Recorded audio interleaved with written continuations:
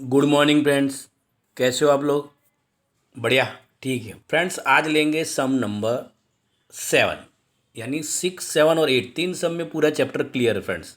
ठीक है, तो यहाँ पे रिकन्सिलेशन स्टेटमेंट बनाना है फैजल का जुलाई मंथ का।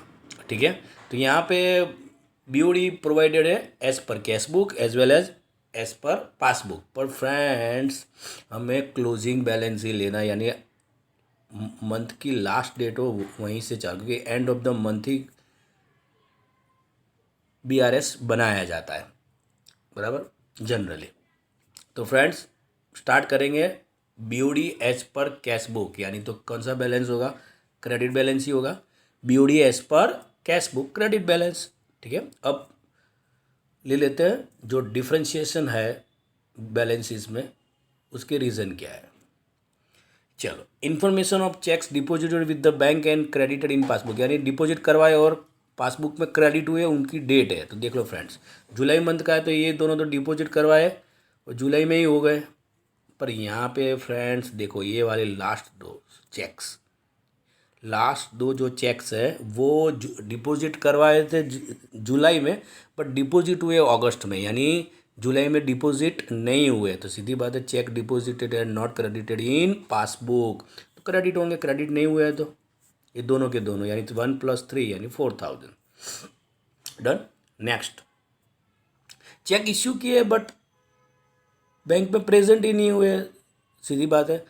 तो यहाँ पे देख लो, ये वाला चेक इशू किया है जुलाई में ही प्रेजेंट हो गया तो रिकॉर्ड करने की ज़रूरत नहीं है। ये वाला चेक प्रेजेंट किया है जुलाई में, नहीं हुआ है प्रेजेंट जुलाई में। ये और ये दोनों के दोनों। ठीक है, मैं सर्कल कर देता हूँ दोनों की डेट पे। ठीक है, और ये रही, तो इन दोनों को रिकॉर्ड करना पड़ेगा, यानी 1800 + 7 500 यानी 9300 check issued but not recorded in passbook और नॉट प्रेजेंटेड इन बैंक। चलो ठीक है, डेबिट ही होगा ये दोनों के दोनों। नेक्स्ट, टोटल करके लिख देना है। Number 4, interest credited by bank 300 is recorded in the payment side of the cash book by mistake.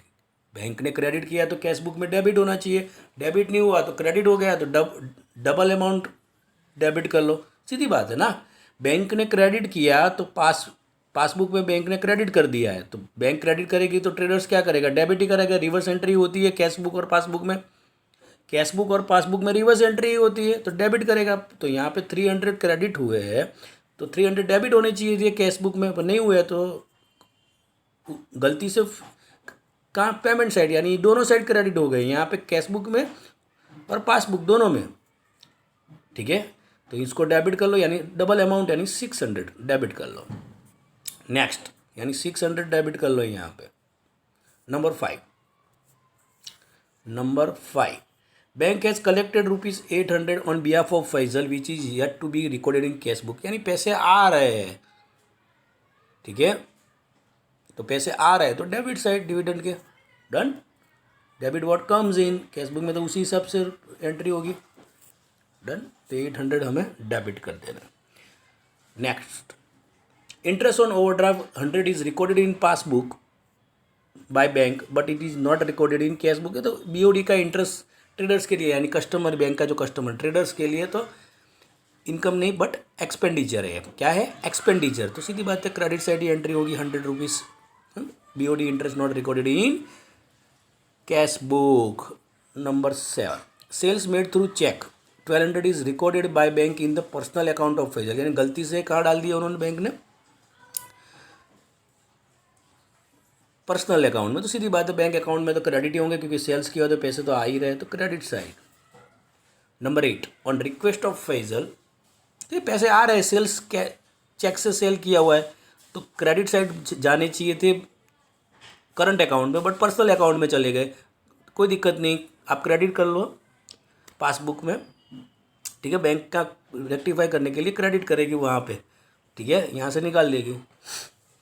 On request of Faizal bank as waive bank charges, waive यानी थोड़ा बहुत कम कर दिया या जाने दिया, 120 which is credited in passbook but not recorded, यानी bank passbook में क्रेडिट हुए हैं, तो सीधी बात है कैश बुक में क्या होंगे, यहाँ पे क्रेडिट लिखा हुआ है तो ऑपोजिट एंट्री होती है क्रेडिटेड, तो यहाँ पे डेबिट करना पड़ेगा 120।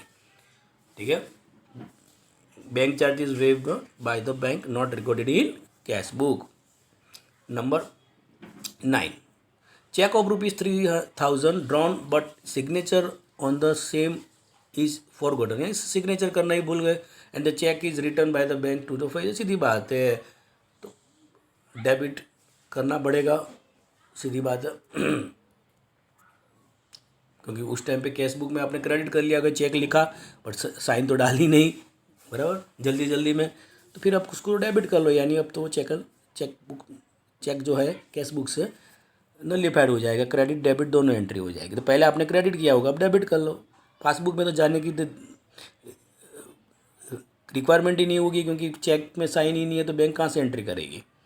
Bank has collected 4000 for a bill send to bank for collection which is yet to be recorded in the cash book, सीधी बात है, पैसे आ रहे हैं, कलेक्शन के लिए भेजे, बराबर, बैंक ने कलेक्शन कर लिया होगा तो यहाँ पे तो कैश बुक में पैसे आ रहे हैं तो 4000 डेबिट साइड आएंगे।